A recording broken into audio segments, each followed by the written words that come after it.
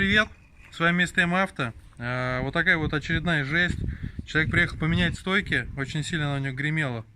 Значит, смотрите, такой вот шток. Вот так как входит стойка. Работает. Вот так она может делать. Вода Вот так она может делать. Вода с нее вытекает. Вот. Прям зимой она замерзала. О, вообще как из крана льется. Вот. Но это ладно, в смысле.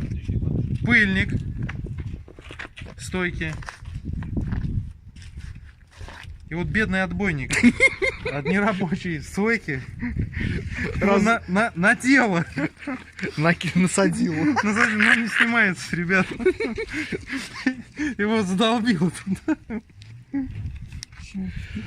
Насадь сейчас еще воды еще больше будет. Сейчас попробуем, короче. Да, может нож все-таки взять.